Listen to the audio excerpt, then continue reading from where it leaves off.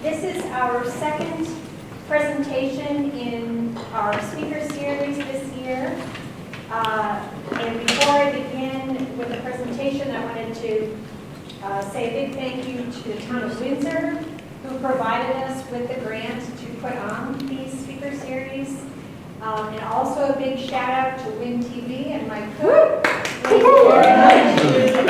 They will be recorded and then available for a wider audience, and we hope lots of people will be able to see them. With that, let me introduce our speaker, Kip Kolesinskas. Did I get it right? Yes. All right. Good job. Thank you. Thank you very much for practicing a little bit. Kip is a consulting conservation scientist. His current projects include assisting agencies, NGOs, and private individuals with farmland protection, land access and affordability for new and beginning farmers, farmland restoration, land access and affordability for new, farmland restoration, and climate change adaptation strategies. He is the co-chair of the Working Lands Alliance Steering Committee, a former member of the Connecticut Council on Environmental Quality, and a USDA Climate Adaptation Fellow. Kip has contributed to numerous publications and initiatives, including Conservation Options for Connecticut Farmland and Planning for Agriculture, a guide for Connecticut municipalities. He is formerly a USDA Natural Resources Conservation Service State Soil Scientist, don't say that fast, for Connecticut and Rhode Island, where he worked extensively with farmers, educators, government, and nonprofits to help them protect farmland and wetlands and use soils information to make better informed land use decisions. Please join me in welcoming Kip Kolesinskas. Thanks for the invite, everybody. And I'm a former resident of the town of Windsor. In the late 80s, I lived in Windsor on Portman Street. And our office was at 340 Broad Street for USDA at that particular time. So always loved being in Windsor and living in Windsor. So, so working with the committee there were a lot of different topics that we talked about, and of course, you know, my tendency is, which people ask for a drink of water and I turn a fire hose on them, so I'll try to minimize the amount of information, but again, it's such a broad topic. We're talking about food systems, we're talking about climate change, mitigation, adaptation strategies, so we're going to talk a little bit about all those things, and we're going to go back and forth at different scales from a big picture perspective to things that you can do in your apartment, in your home, in your neighborhood. And I guess that's one of those things that I would say that when we think about climate change and food systems can be a little overwhelming, because again, you know, either you can die by 1,000 cuts, or you can make a difference, you know, one idea, one person at a time. So hopefully we'll talk about some of those strategies that we can use. So again, climate change, you know, I started working on climate change adaptation strategies for agriculture over 20 years ago, and at the time, people were acting like, you know, what are you talking about? It's going to be a long ways off, and looked at me like I had two heads. But of course now, I think everyone realizes that there are things going on and impacts that are scary, and so what do we do about it? So again, and it's not just in the United States, and there are parts of the country and parts of the world that are being impacted even more so than we are in the Northeast in the United States. You know, Africa is definitely a continent that's experiencing severe drought, severe rainfall events, and it's really scary. So again, looking at just, you know, the changes in temperature as relates to CO2 concentrations, and again, we know that the atmosphere is warming and it's holding more moisture. it's changing our weather patterns, it's changing our ocean currents. And unfortunately, there are huge parts of the world where agriculture is fed by glacial meltwater. So if you don't have glaciers, then obviously you don't have meltwater to be able to use for people and for agriculture and to keep ecosystems alive. And again, you know, if you're low income poor, live where agriculture is rain or glacier fed, or again, if you're close to the coastline. So rice growing regions in Southeast Asia are critical to that population. So with rising sea level and brackish water, it's making it very difficult for rice culture there, as well as the impact of severe rain events. So we've got a food security challenge, a national security challenge, a moral challenge as well. So this is a graphic that I really like. I know it's a lot of information here. Let me see if I can get my pointer to work. So again, thinking about that, oh, here we go. Thinking about, again, that it's you know, it's one planet, so something that impacts Africa really does impact everybody else. And again, it's not just the land-based agriculture. You know, there's a huge percentage of the world that protein is coming from fisheries and from our oceans. So not only are they being overfished, but also just the health of those ecosystems is really being stressed out by warmer weather, warmer ocean temperatures, acidification of the ocean. And then you can get to the point where temperatures can increase to the point where plants start to shut down. They're not respiring. They're not bringing in nutrients. That yields start to be hurt. And then just, you know, think about farm workers, that it becomes to the point where it is too hot to work outside. Your body cannot possibly cool itself. So, you know, there are going to be parts of the world where it's going to be really, I think, too hot for human habitation. And we know that there are some things you can do at night, but you can't do everything at night either. We have friends that live in Phoenix, and you know, they've had months and months and months of over 100-degree weather. It's just stifling. And then it changes how water moves over through the landscape. So what are some things that we can do? So part of it is this challenge of we know we're going to need to eat differently. So, and that where food is going to be grown is going to be different. And again, that is a challenge in itself. You know, do you have the infrastructure to grow different kinds of crops in different areas, and how do you distribute that? Do we, in some cases, do we have the varieties that we need for yield and nutrition? And then so we're going to shift production areas, and then we need new approaches for managing the wastewater and energy in the food supply. And then, you know, do we have the opportunity for being able to restore degraded ecosystems and forests and oceans? So there's this concept of the food vision, the New England food vision, of looking at what could we do in New England, and is it possible to have 30% of our food consumed in New England that's being produced in New England? I think it's a great concept, and it's an idea that people are working on. Of course, you know, we lost a lot of our infrastructure for eating locally and regionally, you know, when everything got shipped out to the Midwest and the West and offshore. So now we've got to kind of redevelop that in a different way. So there's been some work done on this. And though you can see kind of where we are, and you know, Connecticut, we're only, as far as what we're growing and eating, at about 2.7%, which is, you know, kind of pathetic. So yes, our strawberries, our milk, you know, our sweet corn, some fruits and vegetables, we could do better. And though, as we look at it as far as a region, you know, probably Vermont is farther ahead. Vermont and Maine are farther ahead. Vermont, it's kind of off the edge there. It's a little bit, a little over 10%. I'd say now they've upped that. It's like between 11 and 12%. So within the region, they're probably the best off.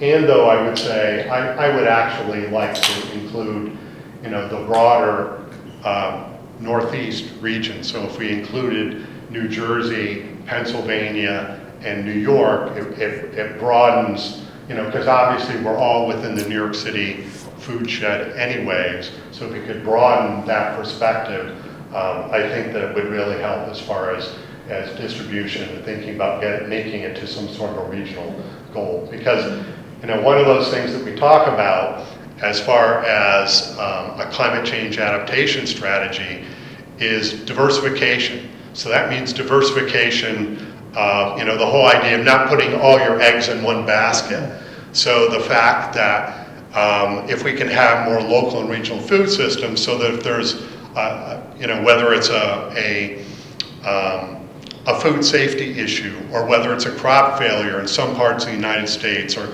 some parts of the world, that by having more local and regional food systems, you're more likely to not have the same level of impacts when you're counting on everything coming from one part of the US or one part of the world. So I really like this concept, and certainly something that we can continue to work towards. And though, thinking about what are the things that we're all experiencing, what are some of the challenges for farmers, what are the challenges for us as communities and for ecosystems as well, we know that annual precipitation patterns are changing. Because the atmosphere is so much warmer, it's holding so much more moisture. So think about, in the past, in the summertime when you got a thunderstorm, maybe you'd get an inch of rain. Now you could get 5 or 6 inches of rain. And of course, if you've been following news and saw what's happening in West Virginia, and then I have relatives that live outside of Asheville, was just devastated by those torrents that came up through there. Just so much moisture in a short amount of time. So we know that there are areas that are getting drier, areas that are getting wetter, and overall the Northeast is getting wetter. Connecticut is wetter. If you looked at the data from the 1950s versus today, Connecticut is 2 to 3 inches wetter than it was back then. So that creates some additional challenges. Our infrastructure is not set up for that, and it creates problems. So again, you think, little Connecticut, how different can things be? But we actually have a lot of microclimates and very complex weather patterns. So as much grief as you might give the local weathermen in Connecticut, it's really difficult forecast because you have the maritime influence coming up along the coast, and then stuff coming from the west and stuff coming from the north, and it varies a little bit at different times of year. And then because of our hill and valley structure, you have a lot of microclimates. This is just showing some of those concentration areas. Like, you think about how that Waterbury, Woodbury area got hit so hard, and that's because that area, it's kind of bowl-shaped, so weather patterns stick there, and you get these huge rainfall events in a very short amount of time. And unfortunately, we really don't have enough local weather stations in Connecticut.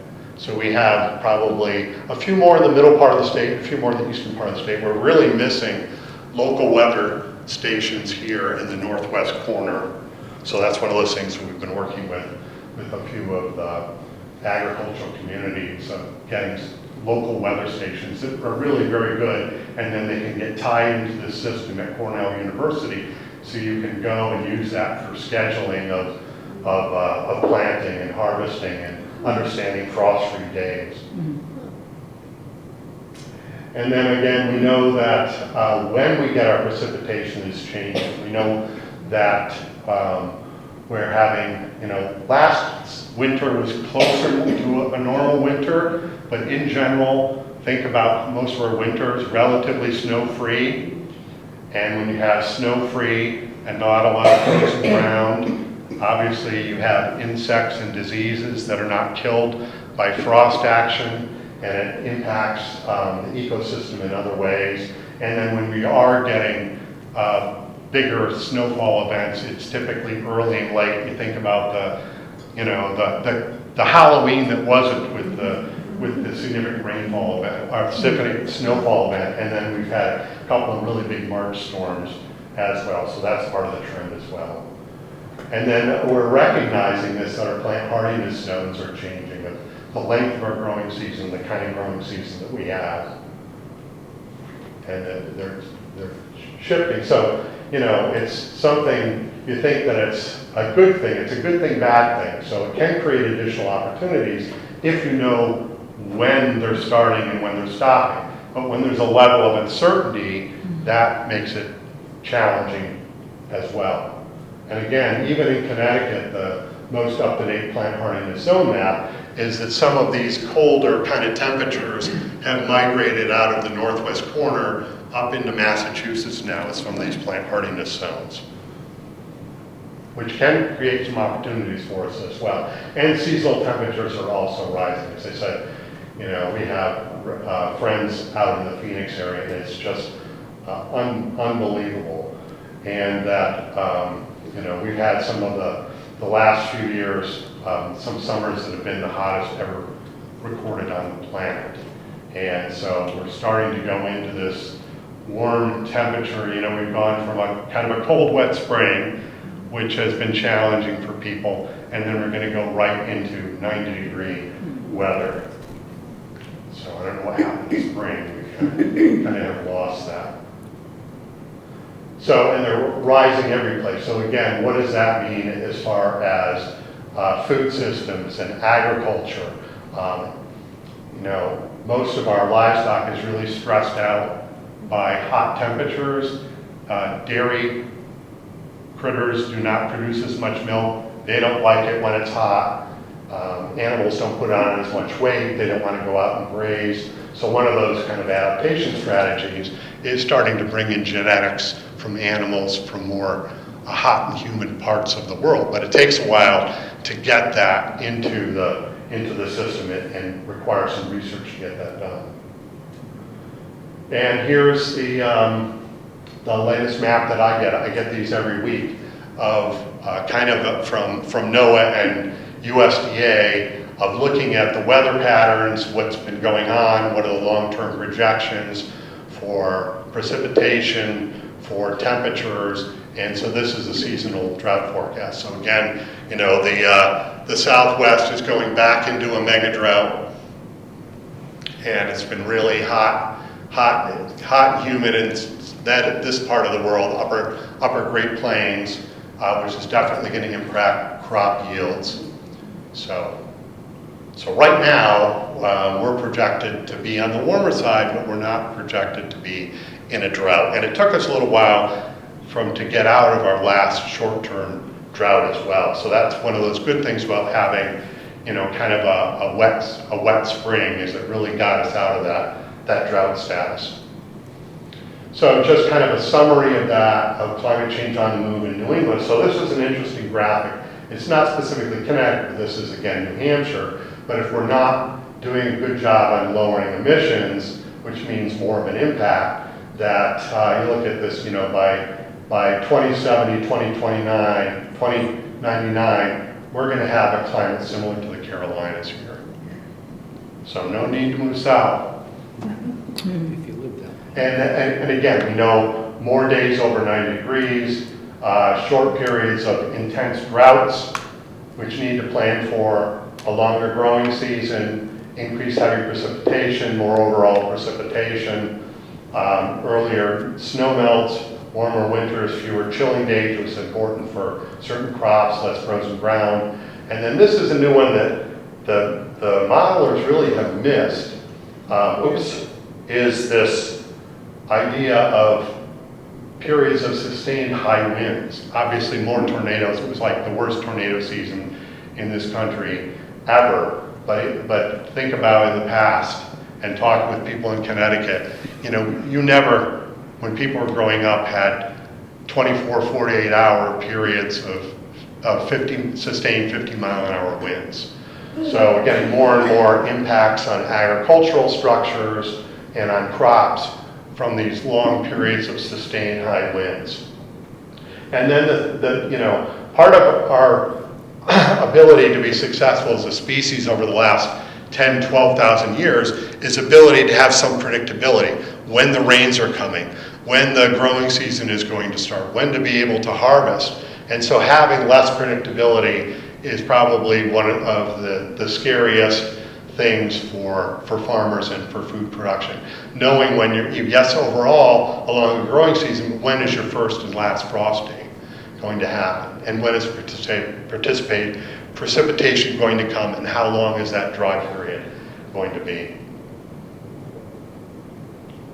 So kind of, as we look, as I talked about nationwide, extreme weather, floods and droughts, high temperature stress, new pests and diseases. Again, part of it is because of globalization of pests and diseases are every place now. And then also because we don't have that cold winter anymore, that some of those, it just takes, a couple of degrees warmer temperature, and that's why now we have mosquitoes and ticks in the state that we didn't before. It's because of globalization, but it's also because it's warmer, and so they're able to survive here.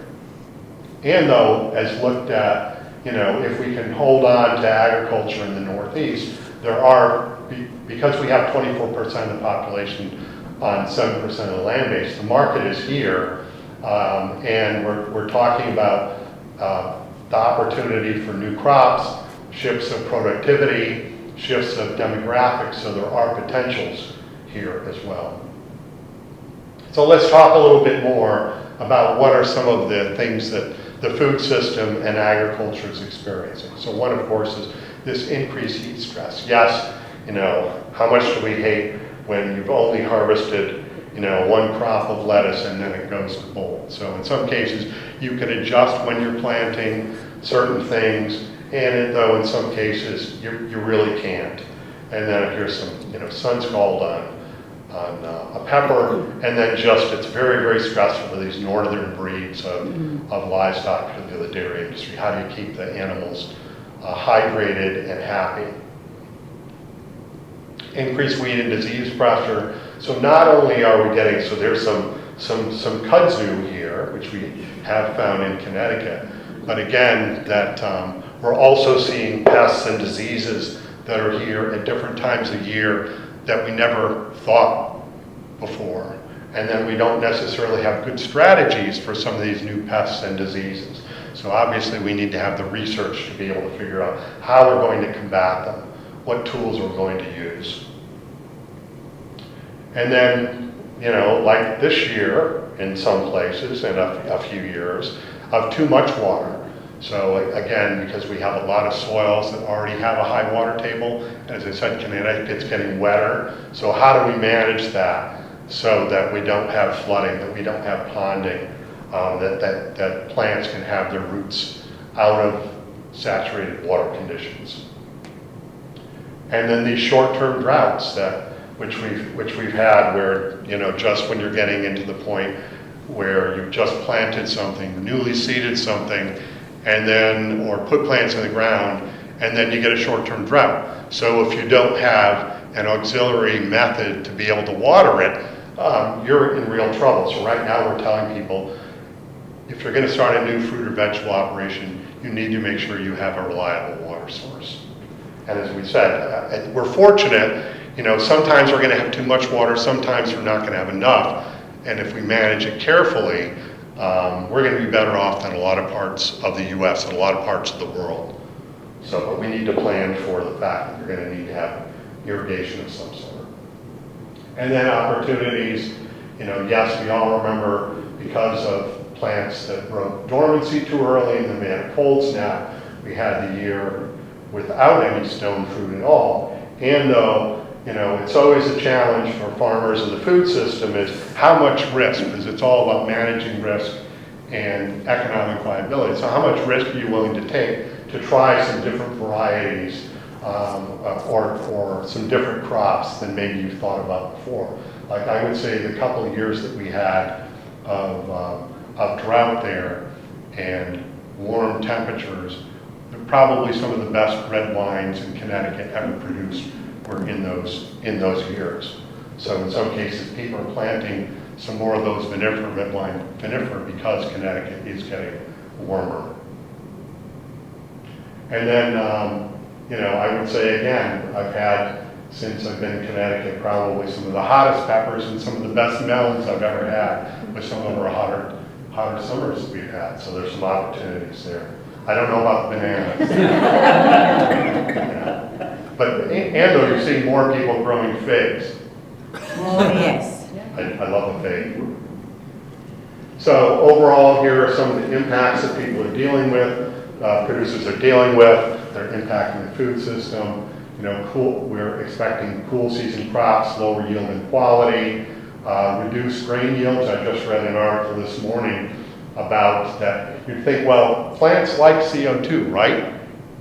And well, part of it depends. Different plants have different kind of physiologies to them, how they handle extra CO2. Like if you're a vine, now think about bittersweet, grapevines, poison ivies, they are just loving the extra CO2. And though it gets to the point where it's too much for some crops and you start to get yield, actually get real, not only yield reductions, but also nutrient content to the food as well. So we're looking at the potential impact to corn and soybean yields is actually going to be less as we get into farther along with, you know, not dealing with the emissions. And then reduce fertilization of some fruits. Like, I love a Macintosh apple. You know, I love to bake pies. I got to have a Macintosh in there. Macintosh apples do best when you have a cold, hard winter. They don't like it when you have a mild winter. And then, you know, the Yale foresters will say, well, the sugar maples, you know, the genetics are from all the way from West Virginia all the way to Maine. So we think there'll still be sugar maples in the forest. And though, is there going to be a long enough season that it's going to be economically viable for anybody to sugar? So I would say, you know, if you wanted to do maple sugar in Connecticut, buy land over 13-foot elevation on a north-facing slope, then you're probably okay. So that's why, you know, Maine and northern New Hampshire, Vermont, and Canada is probably where it's hopefully will be economically viable. And then we talked about new pests and diseases, the spotted lantern fly and the Drosophila, the fruit flies are really a battle of how we're going to control those and the devastation they've caused on our crops and our forests. And then, as I said, some warmer season crops are going to do a little bit better.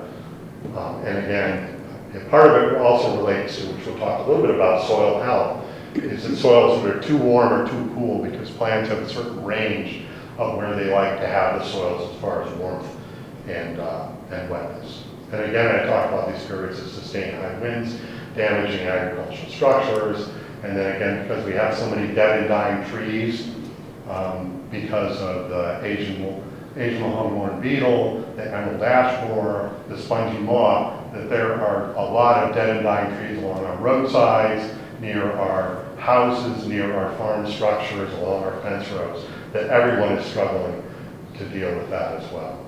And I'm getting more requests from farmers for windbreaks, so of actually planting plants specifically to be able to move the wind over a structure or to block the wind. And then again, we haven't really necessarily talked about sea level rise and what's that's doing to our eelgrass beds and our salt marshes, which again are the lifeline for the coastal ecosystem. Those are really important nursery areas, and so they're being stressed. Probably the shellfish industry in the Pacific Northwest is being impacted more than we are because of acidification and the impact on clams and oysters and shellfish. And they'll think about it. How many people used to love getting lobsters from Long Island Sound? No more lobsters in Long Island Sound. So, and that's largely because it's too warm now. You are getting blue crabs, but I'd much rather have a lobster than a blue crab. You know, yes, it's fun to whack them with the mouths and pick out the little bits and drink beer, but I'd rather have a lobster roll myself. And then the other thing is that the decision making. You know, is this something that's just normal bad weather, or is it part of a climate change trend? So do I invest in the drainage system, irrigation system? Where is the money going to come for to making these investments in the climate change adaptation strategy? So again, so not only is that true for the agricultural producer, you know, it's also something that you're going to be thinking about too in your decisions you're making. So as far as I'm concerned, every decision that we're making, we need to have climate change in mind with the decision-making process. And so when we look at these different pieces to it, there's the adaptation, mitigation, and resilience. So mitigation are things that we can actually do to reduce emissions or enhance things. So getting carbon dioxide back into the soil, or reducing the emissions from whether it's, you know, agriculture or from automobiles or industry or whatever. And then adaptation are the things that we can, you know, make it so that it's less an issue, or we're going to overcome some of these challenges that I identified. And then resilience is building that over the long term, and particularly for agriculture and food system to be economically viable. And so the real sweet spot is you can find something that's both an adaptation strategy and also a mitigation strategy. So certainly what's called nature-based solutions of, you know, of forestry and forestry management, using wood materials to build with again, doing certain agricultural activities of cover crops and how we're using organic matter and mulches in agriculture, gets more carbon in the soil, more perennial plant systems. Those are all things that can end up doing both of those things, which is really excellent.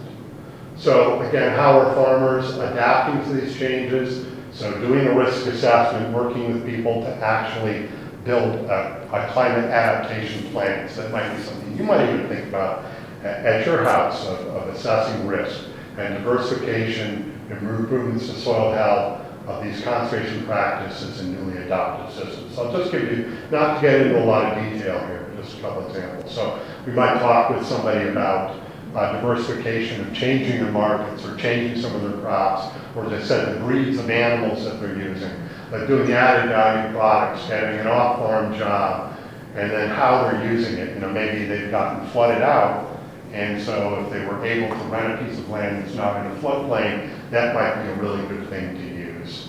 And then the impact of regulations. And then, so here's some of the techniques that people are using. Keeping the soil covered, so using cover crops, planting special plants so you don't have bare soil, and then it's also capturing nutrients and storing carbon, and keeping it in the soil, helps cool the soil, reduces evaporation, suppresses weeds, and then you see these high tunnels and row covers, those little plastic hoop houses that are being used. So that's like, you know, the poster child for climate change adaptation.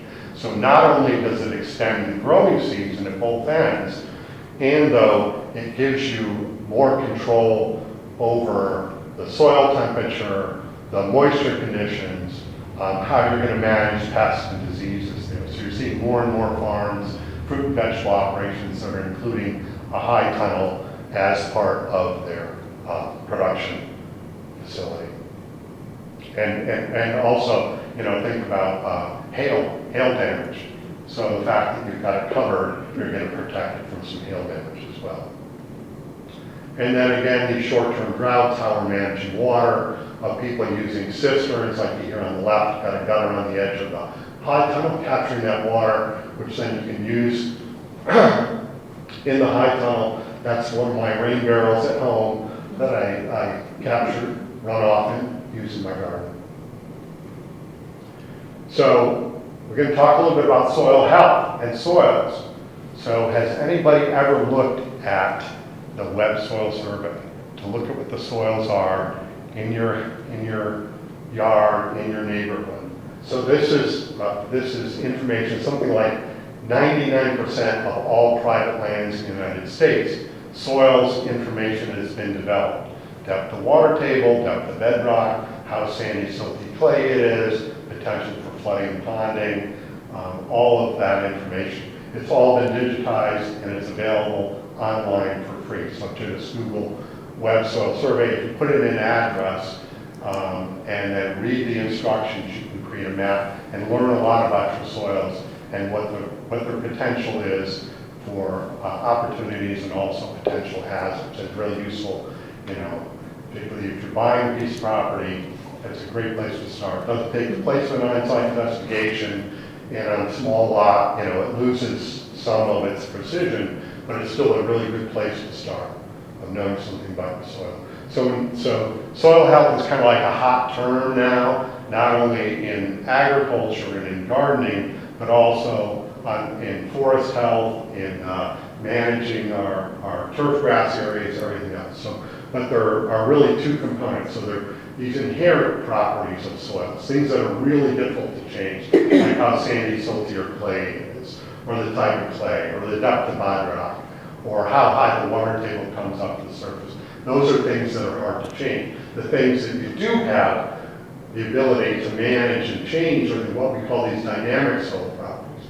So when you get the soil tested, what's the organic matter content? So, for instance, you're saying, well, Kip, what does that matter? So for every 1% of organic matter that your soil has, it can hold another inch of rain. So you're talking about drought as being a stress, or if you have sandy soils, if you can increase that organic matter level in your soil, you're going to have to add less water, you're going to have to add fewer nutrients, you're going to increase the amount of biological activity. If you have a soil an area on your property where you tend to get ponding with a heavy rain event, this aggregate stability, or if you take a handful of soil that you dug up and you see nice little crumb, I'm all about food. So cake or cookie crumbs, that's good. That's how the little soil structures are held together. It's all like glues that are in the soil from all the things that have lived and died. And so it allows water and roots to penetrate. If you don't have that, then you get ponding on the surface, particularly the silty and clay soils, which you do have in parts of Windsor. So having good aggregate stability allows water and roots to penetrate. It allows and it also allows water to get into the soil. So infiltration is getting water down into the soil, and then percolation is for the water to travel down through the soil profile. Soil fertility, because that's one of our things too, is with these big rainfall events, if you put all your fertilizer down at once, it can get just washed right down through and the plants can't get to it. And then soil reaction is really important because different plants have different pHs, the acidity or alkalinity of the soil, that they do better with. They're able to capture the nutrients that they need. Like, I think a lot of people know that blueberries like acid soils. But if you have acid soils and you have tomatoes, you're going to get a blossom end rot. So you don't want that for your tomato soils. And then, because we're getting these intense rainfall events, we're seeing a lot more soil erosion, where the water is actually picking up soil particles and moving them off the landscape. So you're losing your topsoil, it's taking the nutrients and the pesticides with it, protects those aggregates, suppresses weeds, conserves the moisture, keeps the soil cool. So again, the roots don't like to get too hot. And the biology, the critters that live in the soil, don't like that it gets too hot. When it gets to a certain temperature, it'll actually kill the biology in the soil. And again, in a cup of soil, there's, certainly, probably even a tablespoon of soil, there's more microorganisms than there are people on the planet. So you want to keep them happy and healthy. And they do important things. So some of those benefits of managing your soil for soil health, so it improves the nutrient cycling, meaning you're going to have to add less fertilizer, make it more available to the plants. The fungi, by disturbing the soil, less fungi, a little hyphae. Hopefully not anybody is thinking about The Last of Us with the fungi that are killing everything and everyone. So there are plenty of good fungi. Fungi and plants have a very special relationship. So we're only going to think about that, and we want to encourage that. So aggregation I talked about, getting water moving through the soil, better root growth. You end up, by disturbing the soil less, you're going to get fewer weeds and diseases by having a healthy balance of different microbes and critters in the soil. And obviously a lot of weed seeds are light sensitive. So if you don't bring them to the surface, they're not going to sprout. And that helps suppress weeds. Okay, so let's think about you and Windsor, and what are some things that you could do, just like when I'm talking to farmers about developing their climate action plans. So let's kind of go. So risk assessment, are you in an area that's known to be flood prone? Are you near a stream or a water course? And maybe if you're not, haven't flooded yet, it doesn't mean you won't be subject to flooding. Do you already have a wet basin in your yard? And we found, because we know Connecticut is getting wetter, there's also the opportunity that it's going to get wetter as well. So what are you going to do about that? Do you have steep slopes? Is the water coming on your property from someplace else? Or is the potential of having erosion on that steep slope? There are parts of town of Windsor, particularly kind of as you move more towards the Bloomfield side of town, of some really silty clay soils that water moves through very, very slowly. Or you are part of town where it has really sandy soils that you're constantly having to add water to keep things alive. And then do you have, we were talking about before, do you have large trees close to the house or your apartment? So the whole idea that when I'm talking with farmers is not only are you going to look at adaptation strategies about how to minimize the impacts of climate change, you're also going to have an emergency plan of some sort. So, you know, maybe you're concerned about that tree, but you're not ready to take it down yet. Do you own a chainsaw? Do you know somebody that owns a chainsaw? If you're on a street where the power is out from time to time, you know, is it time to think about a backup generator? So create an emergency plan. You know, I think that's more common in tornado country and in wildfire country, people having a to-go bag. But it's just something to think about of having an emergency plan as relates to, say, for instance, we get a hurricane this year that comes up the coast. So what potential impacts might there be? So diversification. So I talked about how farmers are diversifying. So what are some things that you can do in your home, in your yard? So again, we realize that because of globalization and our ability to like pretty things, that we have non-invasive plants that are they're not good for wildlife, they're not good for pollinators, and they're not good for soil health. So we want to remove those non-invasive plants, and we want to plant native plants, native plant materials. And then the whole idea that of having the right tree in the right place, particularly for shade. So when we have these hot summer periods of shade, really can reduce the amount of air conditioning you need if it's the right tree in the right place. Reduce the amount of lawn that we have, from not only from water and a fertilizer perspective and a soil health perspective, but also from more of just benefits to the ecosystem, as well as less lawn mowing you have to do. So moving more towards perennials of various sorts. Think about, if you're a gardener, of trying different cultivars and varieties. Some lettuces are less prone to bolting than other lettuces. Some like that hot, dry period of some of the vegetable crops. Like, you know, who would think that would be able to grow really nice hot peppers in Oak Green, Connecticut? You can. They like that hot weather. And then be ready to adapt to the changes of variability for local produce. I think everyone was taken a little bit by surprise that given how chilly and wet this spring was, how early strawberries were available.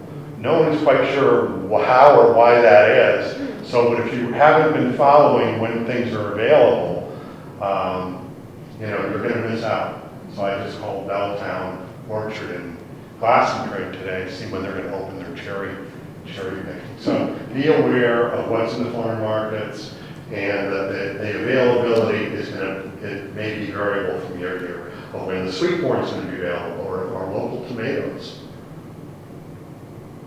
And then this idea of conservation practices. So these are suites of different practices that we know that we use. Typically think about it as relates to soil and water, but there are other practices as well of ways to mitigate negative impacts of our actions, or in this case it's from impacts of climate change. So, you know, diversions and swales to direct water away from the house, away from the yard, making sure your downspouts are pointed away from your foundation, not towards your foundation, reduce the amount of impervious surfaces. When we have these significant rainfall events, get that water in the ground. This idea of rain gardens, which are kind of creating a little bit of a basin with some plants that like that fluctuation of water table. That's really helpful if you're not sure what to do with the water. Plant buffers are just adjacent to water courses and streams. So not only does that provide a corridor for wildlife, it also slows the water down that's going into the stream, acts more like a sponge. We want to protect our wetlands, protect our water courses, plant these buffers of vegetation along our water courses. Rather than paying that water bill when we get into a drought, put in some rain gardens with some cisterns to capture that root runoff. If it's a wet year, you don't need it and you just outlet it, but if it's a dry year, it's going to save you some money. And personally, I think the plants like it better. They like rainwater. And then subsurface drainage systems. I know that's a big lift. I mean, it can be expensive, and you need to have an outlet for both a diversion swale and a subsurface drainage. But in some cases, that might be a really good investment to make of a perforated pipe that's buried, that's going to take the water away. And then this idea of, if you're on a hill or just the right location, and this, wind is, I was talking to somebody that actually had, from one of those sustained winds, their windows got shattered by it. So, and it's very stressful for the plants as well. So the idea of planting windbreaks of native plant materials or non-invasive plant materials.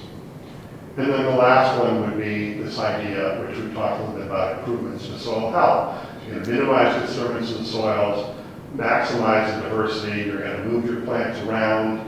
And, you really shouldn't plant tomatoes and peppers, any of that family of plants in the same place more than 3 years. Even every year is a little bit risky. So move your plants around in rotation. Keep living roots in the soil. Use leaf and wood chip mulches. So I was talking before. So Windsor does have leaf mulches available for citizens, right? Yes. Brown leaves and Yes. how about wood chips? Do they make wood chips available? Yes. Yeah.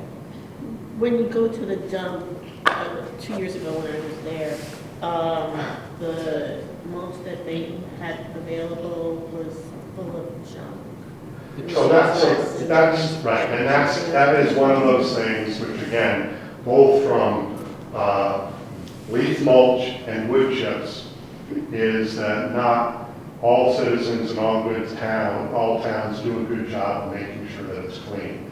Because what we don't want more microplastics. So we don't want more ground up plastic that's going to get into the ecosystem, get into our bodies, and so to have it as clean as possible, leaves and wood chips, because those are organic matter. It's going to protect the soil surface from the rainfall events. It's going to break down, provide nutrients, keep the soil cool.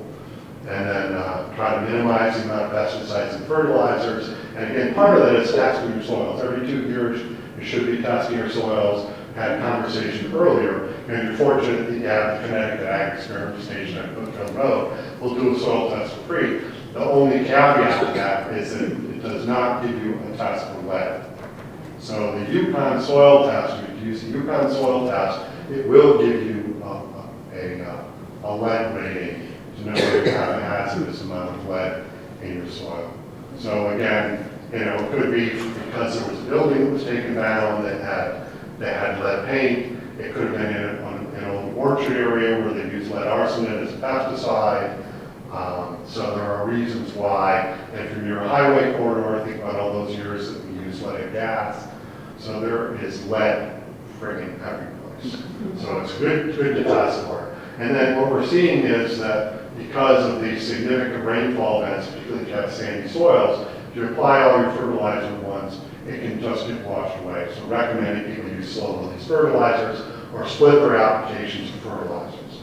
And then this is a really hard one, is stay off the soils when wet.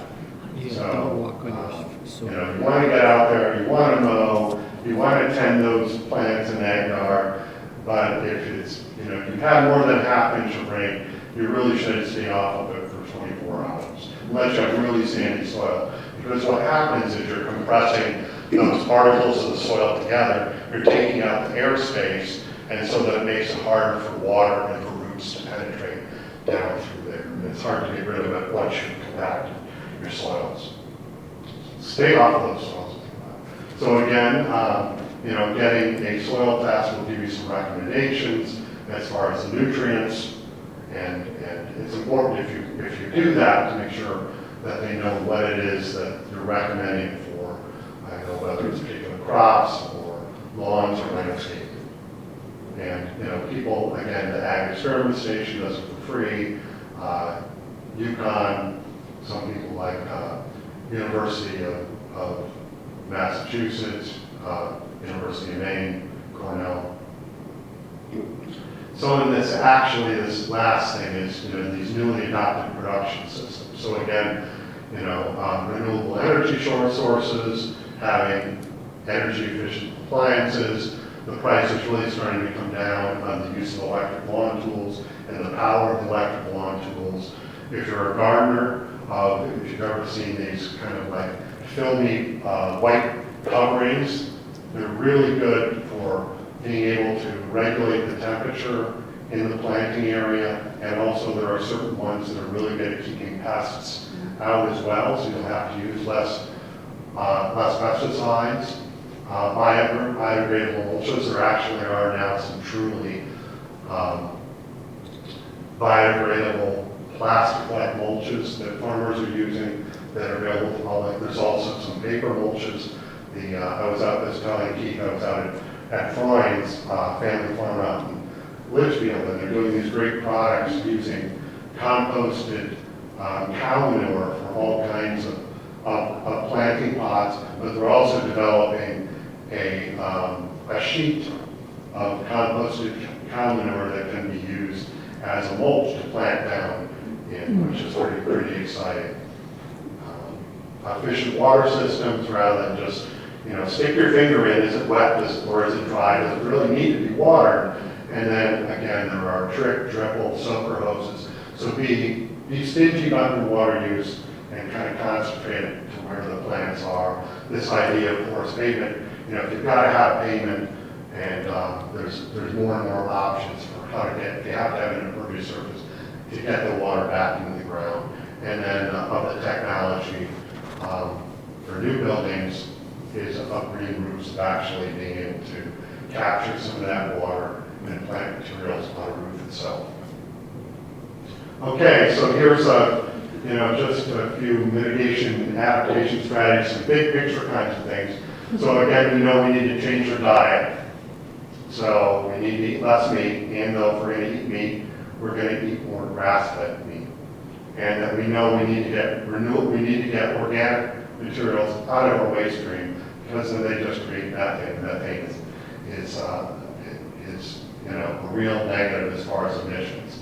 So we know that getting, whether it's food waste or yard waste or whatever, manure getting in these biodigesters, creating renewable energy, that's a good thing. Our farming practices of getting more carbon stored in the soil, agriculture can be very good at that. How we're managing our forests, that are ways to increase the amount of carbon that is stored in trees and in the soil. And again, when we build with wood, that wood stays there as a carbon source for a long period of time. Also can be used for renewable energy source as well. Make that transition if you can to organic fertilizers and pesticides.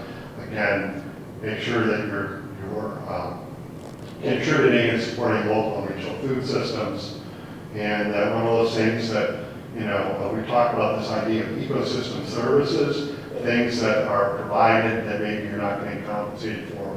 And certainly our farms do a lot of that. So they're getting water in the ground, they're providing habitat. A typical farm in Connecticut, probably about 50 to 75% of it is used for production. The rest of it is woodland, it's wetlands, it's brushy areas that are really important for wildlife and for water management. And then we need to be stingy about water use, recharge our aquifers, protect our floodplains, manage our stormwater. There are some opportunities. I don't like to see large areas of our best farmland going into large-scale solar arrays. There are some opportunities for co-use of certain kinds of agriculture with solar arrays. And then make sure that we're electing officials that are supportive and will invest in science. And then, so here we're taking it down again for things that are more of, what you're going to do yourself in Windsor. You're going to reduce food waste, recycle, compost, reuse, try to use less packaged, processed foods, try to eat seasonally. Don't expect that you're going to, if you're going to try to eat seasonally in Connecticut, Northeast wide, it's going to shrink your diet a little bit. There are huge benefits to that. Join a community-supported agriculture, get a CSA share, stop at a farm standard market, eat locally, and then ask for our schools, hospitals, and businesses as well. As I said, consume less meat, and then look at your local regulations to have them be as farm and food friendly as possible. Better land use decisions, use and support public transportation, walk and cycle, transit-oriented development, invest in renewable energy sources, conserve and reuse water, and reduce impervious surfaces, get that water in the ground. And again, keep off those wet soils, reduce compaction, keep it covered, reduce your lawn area, be stingy with pesticides and fertilizer, mow less and higher, get your soil tested, use compost, wood chips, remove invasives, irrigation, rain barrels. So I think you get the drift of all that. So how am I doing on time, Susan? Maybe 2 minutes and then we'll... Okay, so I'll won't get too tied up in some of this. Again, as we talked about, there are a lot of challenges to agriculture. There's a big list there. Certainly sprawl is a very significant part of it in Connecticut, and that we know for agriculture to be successful here, being stuck between Boston and New York, there are a lot of threats to agriculture and conversion land use all the time. And that we know that agriculture can be an important component of addressing, mitigating, and adapting to climate change. But there's a lot of things that agriculture needs. So, and having supportive policy, laws, and regulations. So that brings me to, of course, that we have a lot of threats in Connecticut because of sprawl development patterns. The study done by American Farmland Trust. Those are not a top 12 state that you want to be on. See number 7, as far as the percentage of agricultural land that was lost in Connecticut from this period of 2001 to 2016, and it hasn't gotten any better. That we lost 23,000 acres of agricultural land in Connecticut to sprawl, largely to sprawl development patterns.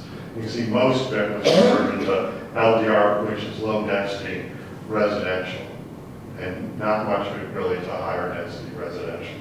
So we can do better. Again, just a picture of Windsor and where some of this loss was. So no surprise there. There's a big chunk there towards Day Hill Road of prime farmland that we lost. And though we do have this opportunity, planning conservation development, and that, of course, in Windsor, you're at this point where you are supposed to be updating your planning conservation development. So this is the ideal opportunity to do something different as relates to agriculture, food systems, and climate change mitigation and adaptation. So will Windsor residents take that opportunity? And of course, to me, there are some really good things about home rule in 169 towns and some bad things. The one is that we don't necessarily think about the impact that we're having on anybody else and our neighbors as well. Yes, it's supposed to be in compliance with the state plan of conservation development, but there's not a lot of teeth to that. So, and though this is something you can make more of a difference by your plan of conservation development at the municipal level. So again, you've got some really, really important features that not only are important to Connecticut, but are important globally. The fact that the Connecticut River Valley is its own particular ecoregion and has specific concentrations of soils and biodiversity that no place else in the state has, and it's part of this Connecticut River corridor. So the decisions that you make are impacting that as well. And then you have some of the, had some of the highest concentrations of our best farmland. It requires the fewest resources to farm in a sustainable way. And horticultural resources, you're really close to Springfield and Hartford, so and you're close to the agricultural communities of Suffield, Enfield, East Windsor. So it would really, it's in everyone's benefit, not just Windsor's benefit, to try to protect and grow agriculture in the town of Windsor. So what's that going to take? You also have flood-prone areas, and you have a very diverse population. So again, there's probably this perspective in Windsor that, oh, well, we have the floodplains along the Connecticut River. That's where agriculture is going to be. The reality is, though, because of climate change, it used to be for thousands and thousands of years, after the spring freshet, after the snow melt in northern New England, the river dropped down and you were free to farm the floodplains. That's not true anymore. You can have flooding on the Connecticut River at any time of the year. And I've worked with farmers in Windsor and East Windsor and Weathersfield and Rocky Hill where they had devastating crop losses that almost put them out of business. And they thought that they were safe because they were past the early spring runoff. So it's really changing. And so if you don't have an agricultural land base as to farm that's outside the floodplain, you're really at risk. So don't just think that because you have the floodplains in agriculture, that agriculture is going to be safe. So again, you're familiar with this as your 2015 plan, and yes, it did have some things there that relates to agriculture, some nice things that are said. I would say, though, as far as success in keeping agriculture in town, has not been all that successful. You can do much better. And there's plenty of money available at the state level and still some at the federal level for working with landowners and protecting land and restoring land and bringing back into production. So, and the towns, even just a little bit of contribution from the town can open up a lot of resources for protecting and enhancing the economic viability of agriculture in Windsor. So part of it is, you don't have an agricultural commission in Windsor. That would be useful to have, to be able to speak to the other commissions and represent agriculture. So I would recommend that. Looking at your right to farm ordinances, what's considered agriculture, have a point person for agricultural activities in the town. Really think about, as agriculture needs to develop added value products, this huge potential for agritourism and farm stores that really look at all those regulations in town. And again, I think that there's a lot of dollars, a lot of expertise out there. Again, we've got some new tools in place that when things just come on the market and they're threatened with being sold, and being able to buy them and then sell them back to a farmer. This idea with a new piece of state legislation of being able to transfer the density from one part of town to another part of town. So I think that's really exciting. And then continuing to work with farmers and landowners in town. There is assistance on succession planning and outreach and education to help them make decisions about the future of their farm and agriculture. And I have a couple of copies here. So this is a tool that we developed for planning for agriculture for guide. It talks about kind of best practices and then a publication for landowners of looking what their options are. And then again, some of you may recall back of the Governor's Council on Climate Change, which I contributed to. So, well, how are we going to make much of a difference with that? And though this legislative session, there was some significant legislation that was passed, not only for agriculture, but also for climate change. We can all be very proud of, and we should thank our legislators for. And the three that are very significant, one is 5064 is going to create this grant program to allow more tools to keep farmland available and affordable for farmers. And then the Community Investment Act, which is supporting agriculture, historic preservation, open space, affordable housing, And then this concept, because we can't necessarily count, the federal government is going to be a really good partner on some of the things that we need to be done on agriculture in the state. So this SB 1497 creates kind of a mini farm bill.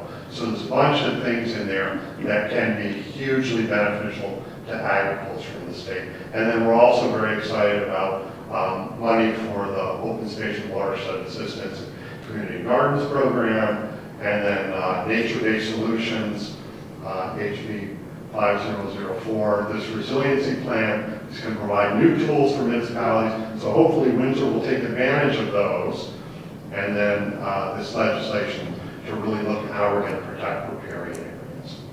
Kip, And can I cut you off for a yes, please do. And again, to me, it's not just about climate change, it's not just about food system. We were talking about this before. It's about the sustainability of the planet.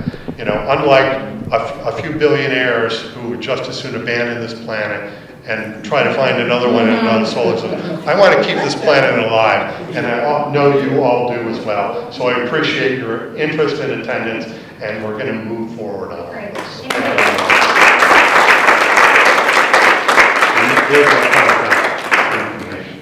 Thank you. That was an enormous amount of information. It was, so look for our and we conversation. we do have slides, and we can make them available for anybody who would like them. So not to worry if you missed writing down every note that you wanted to write down.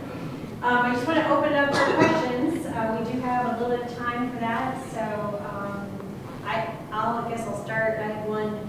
You know, in Windsor, we have a lot of tobacco fields. That's right. And I'm wondering, is it possible at some point for those to be converted to regular food crops? Yes. Or is there too Definitely. much of the soil? No, I would say, I would consider that to be, a common misconception that somehow because they were used for tobacco production that they can't be used for food production.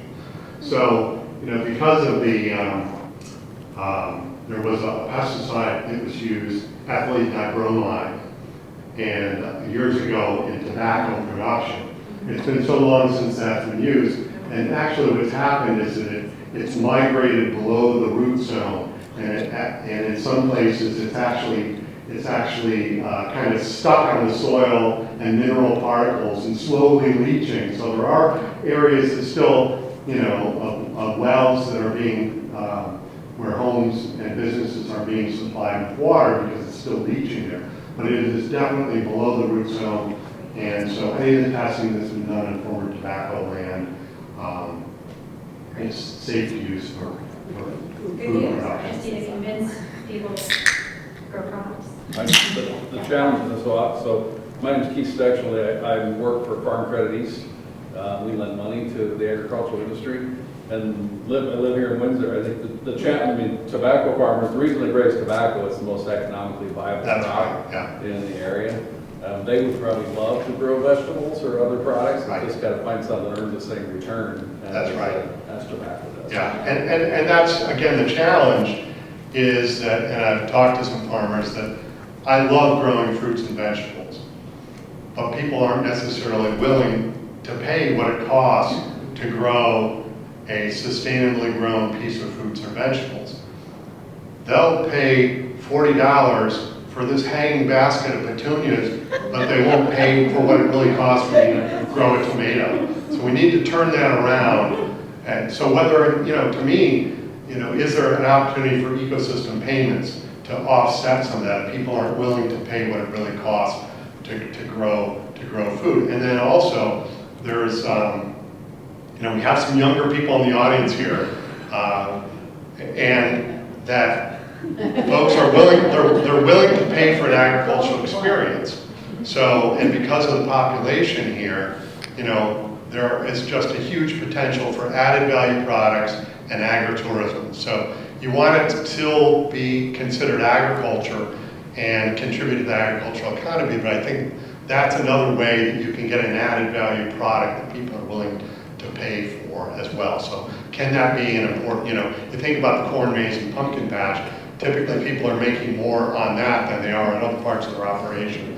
So again, as towns think about their rules and regulations of considering, some of those kinds of opportunities, that's important, as well as, not being too restrictive as far as what's actually sold in the farm store or the farm market. Oh, it's got to all come from the farm. Well, that's not realistic.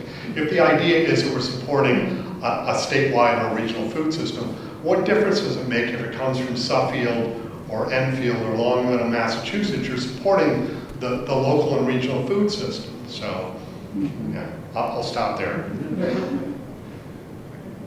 Yes? One of the slides mentioned, I think, regenerating the aquifers. Yes.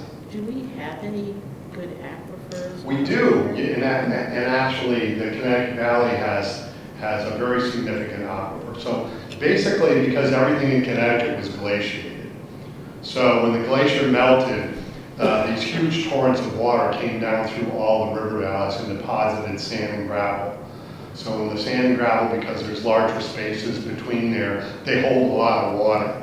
So all of our river valleys have very good aquifers there. The aquifers that are a little bit stingier are bedrock aquifers. So that's why some of our agricultural producers that have wells, it's pretty iffy. You can spend a lot of money on a well, and you don't know whether you're going to get 2 gallons per minute or whether you're going to get 30 gallons per minute. So areas of the state that are relying on bedrock wells, bedrock aquifers, those are sketchier. The river valleys. So that's why it's important to protect the river valleys and pay attention to the land uses, and particularly where you have the upland areas that come down to the edge of the valley. We're not doing a good job of protecting those because that water from the upland comes down and seeps in and refills the aquifer. Have we contaminated them? Yes, we've contaminated plenty of them, like with every friggin' gas station and DOT storage facility. So we need to do a better job on that. Yes? Are there any concerns with using runoff water from your roof in a vegetable garden? Right. From an asphalt roof? Right. So I would say, for one thing, we're probably a little paranoid about that, considering there's probably like 75% of the world uses roof water for their drinking and their livestock. And though, obviously if you have a metal roof, it's better than, having a granular, asphalt roof or whatever. And there are techniques, one of basically that first half inch of runoff is probably most contaminated from, the birds sitting up there pooping and everything else. So there are devices you can do to kind of get rid of that first flush of runoff. And then the main thing, of course, is to make sure that you have some sort of screen to keep out the mosquitoes, so it's not a breeding area for mosquitoes.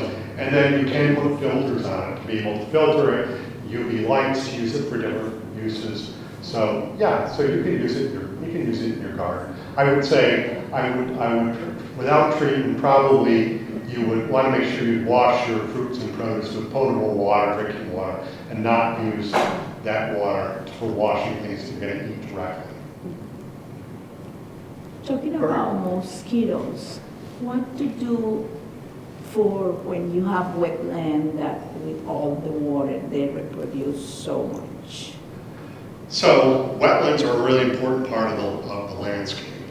So, and there are a lot of different varieties of mosquitoes. Some like wetlands, some actually prefer stormwater basins in the streets. So just thinking about wetlands and mosquitoes. The other thing is that as we've moved out with sprawl development, into wetlands, into forests, into bear habitat, that you're getting more and more problems. So mosquitoes, and particularly because now mosquitoes and ticks are carrying more and more diseases, it's really important to be careful about being outside at night unprotected because of the diseases they can carry.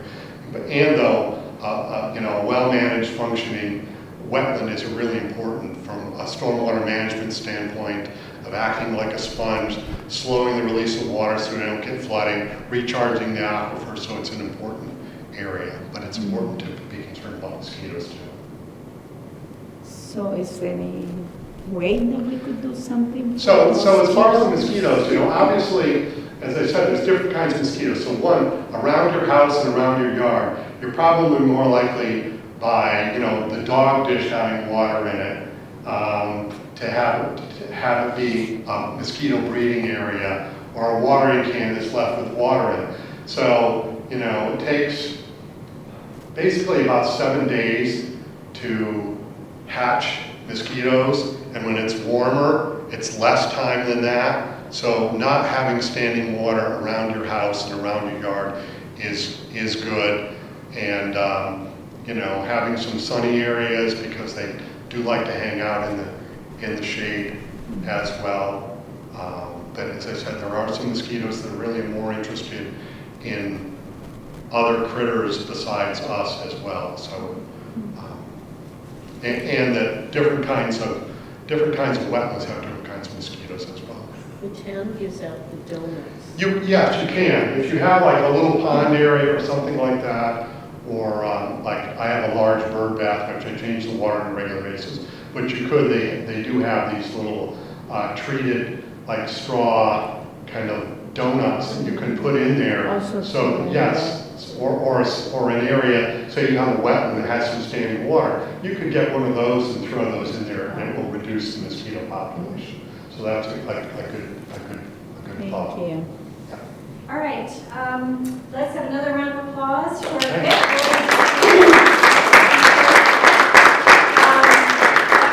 would conclude our formal presentation. We have food. Please help yourself, mingle a little bit. We have to be out here by 8:30, so we have a little time we can kind of Okay. hang around. Yeah, I'll hang out till That'd then be as awesome. well. Thank you so much. Really appreciate it. Okay, I know it was a lot, so. It was great. Thank you. Okay, Thank thanks. you.